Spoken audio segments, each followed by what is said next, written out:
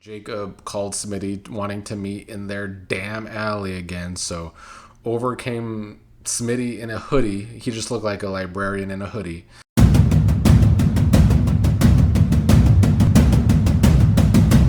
What is up, Beyond the Gates fans? Hope all of your Mondays out there went smoothly.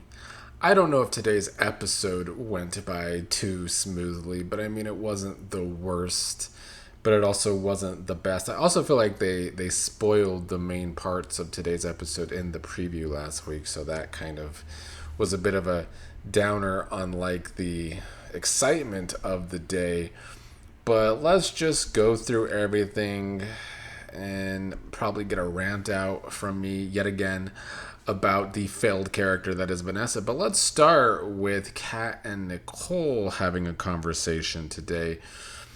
Cat went to go see Nicole because of the argument she's been having with Chelsea, which was a very contrived fight between Cat and Chelsea that's been going on for too many episodes right now. It feels like it should be a fight between friends and not family slash cousins. And I know that Cat and Chelsea are supposed to be best friends, but I actually think this little storyline between Cat and Chelsea kind of highlights that too many characters on this show don't have BFFs like they should have. And maybe Cat and Chelsea are two of those people. Even though I do like the friendship slash cousinship between Cat and Chelsea, their fight was very contrived. Nicole also called out Cat today for still being obsessed with Leslie and Eva and having a vendetta against them, which I know probably pissed Cat fans off. It's a double-edged sword with this whole story. There's two sides, two things are true with this storyline. Is Cat right about Leslie and to a lesser extent Eva? Yes, I do believe so, because she's right when she says that Leslie has gotten away with everything since she came along and everyone else is just letting her. Cat is 100% right about that. But Nicole is also right when she says that Cat is just obsessed with this. She also called Cat out on saying that she's behaving exactly like Leslie because she is letting anger overwhelm her, which is also a very true statement, which we've been saying for a while, that if they were going to go the route where Cat ends up actually being Leslie's daughter, they're setting it up that way because Cat has been acting like Leslie. But I'm sure certain fans won't like that statement. But both things were true today. I think Kat is always right in wanting Leslie to have some pay for her shit. Same goes with Eva. But we are sick, and I'm sure everyone that is related to Kat would realistically be sick of always hearing Kat being obsessed with Leslie and Eva. So they had that today. It was kind of, I mean, nothing was really, there was no solution to that, but Cat and Chelsea had a solution, and they made up for their stupid fight by the end of the episode, which never should have been such a big deal in the first place, in my opinion. Coming off of last week, we had Jacob and Grayson spot each other at the hospital. Well, that was our cliffhanger. Beyond the Gates gave us a Friday cliffhanger for once, where Grayson and Jacob spotted each other when Grayson dropped off the blood plasma that Jacob is doing undercover work for. They recognized each other because Grayson is kind of getting with Ashley, and Ashley and Naomi are best friends, and that's Naomi's husband. So they were able to recognize each other. Samantha and Smitty started this episode.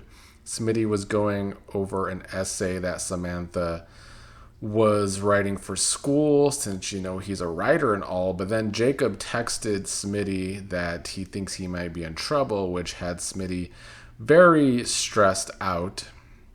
Jacob called Smitty wanting to meet in their damn alley again, so over came Smitty in a hoodie. He just looked like a librarian in a hoodie. As all y'all say in the comments, he sticks out when he is in that mysterious alley with Jacob. But they talked about what was going on with Jacob being spotted by someone he knows. They know each other. Smitty talked about who this is. He could do some investigative work on the person. Jacob said it is Grayson Perez and that Grayson is dating Naomi's best friend, Ashley. So I did find it odd that as soon as Jacob's cover might be blown, he calls Smitty, and not another officer, not his father Elon, although I guess he can't call Elon because Elon would just say, I told you so, you suck and shouldn't be doing this undercover job. So that's probably why Jacob did not call his father, but calling Smitty seems odd too. In the end, well, I guess first of all, Ashley was waiting to meet with Naomi. It was going to be Ashley and Naomi out at Uptown, but she called Grayson because Naomi was running late. Naomi started the episode with Chelsea getting ready to go out. Grayson was very worried and stressed out the whole time he was with Ashley. She thought he was stressed out about a mistake he made at work, which I guess it kind of was, but she obviously doesn't realize it's this whole blood plasma thing going on. Grayson was just feeling dumb about his mistake the whole time. Ashley was talking about all these mistakes I made when I started at the hospital.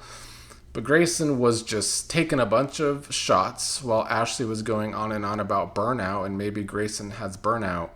Naomi arrived, which of course made Grayson even more uncomfortable because he was just spotted by Naomi's husband who was undercover. And in the end, we got with the preview already spoiled with Jacob calling Grayson, telling him not to say anything about what he saw until they meet. I do think this reveal could be really good for the Grayson character. It could get us to know him more, and I think he will probably already be redeemed soon. I think Grayson's going to quickly try and help or be convinced to help Jacob with this undercover investigation and kind of be another person on the inside helping Jacob. That's kind of where I see it going. I don't think Grayson will end up being a big bad, and I can be down with that. I still don't think I'm ever going to be down for a Grayson and Ashley relationship.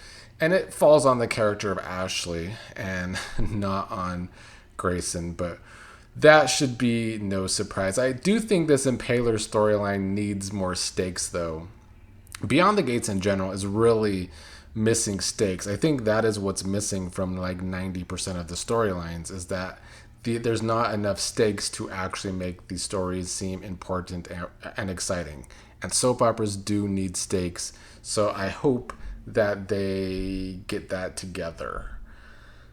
Let's see. Martin started the episode picking up a to-go order at the country club, ran into Bill. They talked about Hayley's mugging. Bill is, of course, upset that the mugger was released by a judge and seems to have disappeared. Martin told Bill to keep a close eye on Hayley and the impact, how the impact of violence can really hurt a person's psyche, as we saw how Martin was the entire first 6 months of this show. So he was giving advice there. I kind of miss the days where Martin and Bill used to spar rather than get along, to be honest. Bill was wishing that Hayley had more social support in Fairmont Crest. That helps people get over things. That helped Martin because he had his family helping him out with that whole Kenny problem. Hayley has nobody, even though it is her own fault. Joey and Vanessa started today's episode talking about Derek's free clinic announcement and planning the dedication ceremony for Doug with the free clinic. Vanessa talked about how Deanna is coming and how Joey can finally meet her and how that should be an exciting thing. Vanessa did not like Joey's response of not being excited about that, because obviously Joey doesn't think that Deanna is going to like the fact that Vanessa is so close to his lover after Deanna is still going through the effects of her father's death. But I guess Vanessa just doesn't think. I don't know. This character continues to get such shit writing that Vanessa will never be redeemed for me. I'm going to tell you right now. Vanessa is down there with Tomas, where for as long as that character is on the show, I'm going to shit all over them. And I already do that with Tomas constantly. Vanessa is now in that club. Because today Vanessa just looked stupider than usual, and she's always very damn stupid. Now she's telling Joey, of course, she's not going to introduce Joey as her lover, but as her business partner to Deanna. Joey thinks that if Deanna is like her mother, she's going to see right through that. But I'm also thinking like Donnell already knows.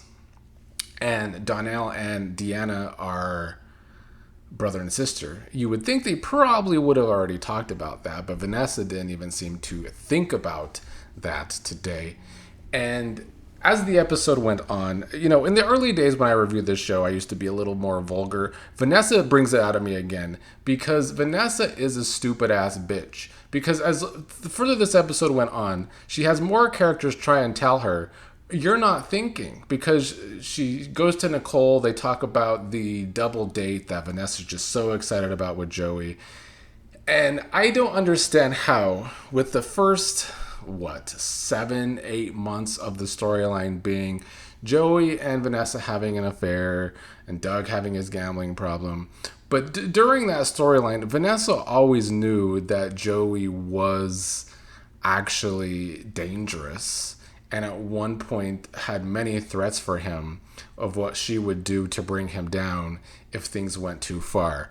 But since Doug's death, all of that seems to be forgotten from Vanessa.